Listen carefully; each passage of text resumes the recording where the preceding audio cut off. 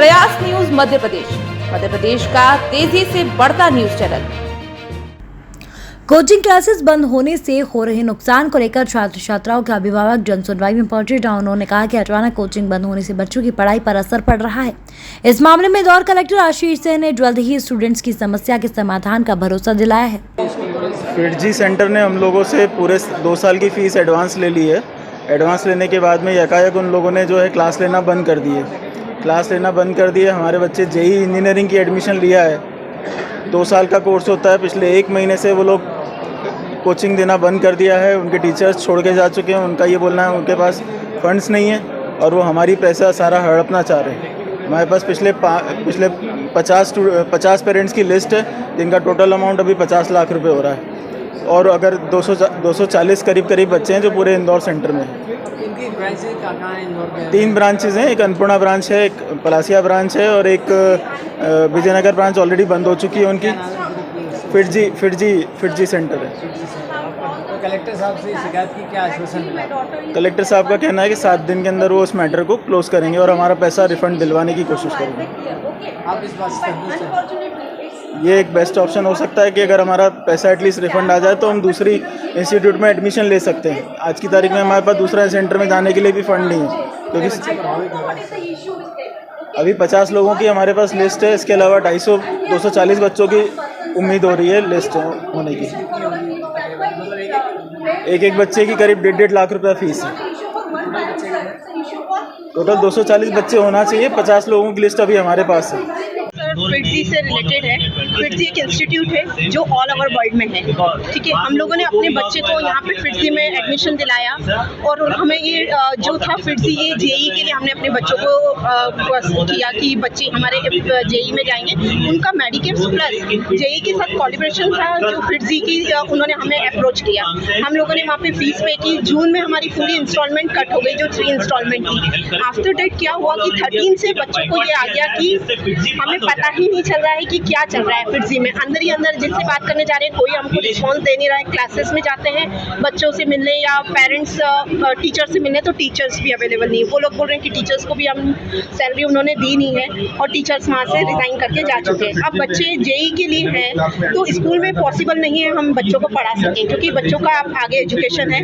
अब क्या हो रहा है कि सर वहाँ पे जो भी है हम लोग उनसे डिमांड करें कि हमारी फीस रिटर्न कीजिए जिससे हम हमारे बच्चों को दूसरे इंस्टीट्यूट में डालें। और बच्चे जो डीमोटिवेट हो गए हैं उनको एक मोटिवेशन में लाना भी जरूरी है। और अब उनका माइंड ऐसा अपसेट हो गया कि एक दिन उनके लिए इतना इंपॉर्टेंट है कि हम सोच ही नहीं पा रहे कि हमें क्या करना चाहिए। तो इसके लिए जल्द से जल्द हमारा रिक्वेस्ट है कि हमारी जो फीस हमने पे की है वो हमें रिटर्न मिले और आगे हम बच्चों को दूसरे स्कूल में या उसमें कर सकें।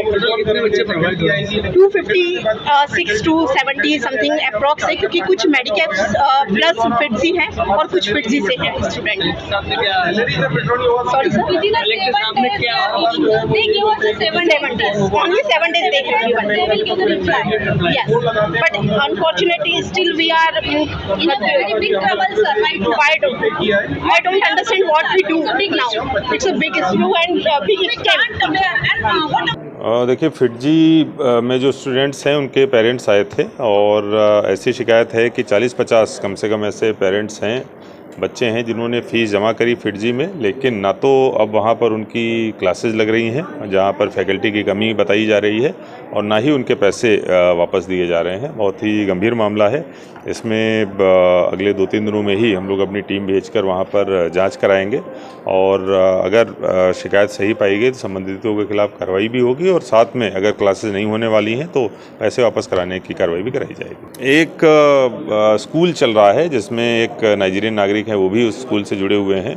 तो उनका कहना है कि वहाँ के स्थानीय लोग उनको परेशान कर रहे हैं। तत्काल ही एसडीएम को दूरभाष पर निर्देशित किया गया है। अगर ऐसी कोई भी समस्या होगी तो उसका निराकरण उनके द्वारा कराया जाएगा। अच्छा, अगर ऐसा विषय है तो भोपाल में जो भी संस्था एग्ज़ाम कराने के लिए इसके लिए जिम्मेदार है उससे संबंधित अधिकारियों से हमारे द्वारा बातचीत करी जाएगी और निश्चित रूप से इसका सलूशन निकालने की कोशिश करी जाएगी।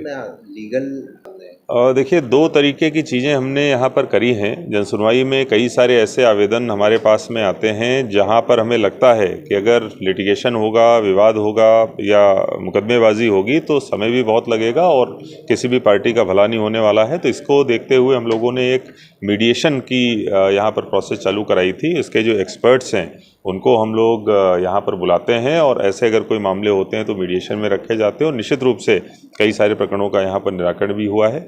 इसी तरीके से एक कुछ लोग ऐसे भी आते हैं कि जो सिविल कोर्ट से संबंधित मैटर रहते हैं, ख़ास तौर पर मकान से संबंधित विवाद है, कब्जा है, जिसमें राजस्व अधिकारियों के द्वारा कार्रवाई नहीं हो सकती है। ऐसे लोग भी बहुत आते थे और भटकते रहते थे। उनकी सहायता के लिए एक जो लीगल एड क्लिनिक है वो हम लोगों ने यहाँ पर जनसुनवाई के दिन स्टार्ट किया है। जो एक्सपर्ट हैं, लीगल एक्सपर्ट, वो यहाँ पर बैठते हैं और उनको सही सलाह भी देते हैं कि उनको कहाँ जाना चाहिए, कहाँ से उनका निराकरण होगा। और उसके साथ साथ अगर शासकीय अधिवक्ता की मदद की ज़रूरत पड़ती है तो उसके द्वारा भी उनको कनेक्ट कराया जाता है। 24 तारीख तक नया नगर के लोगों को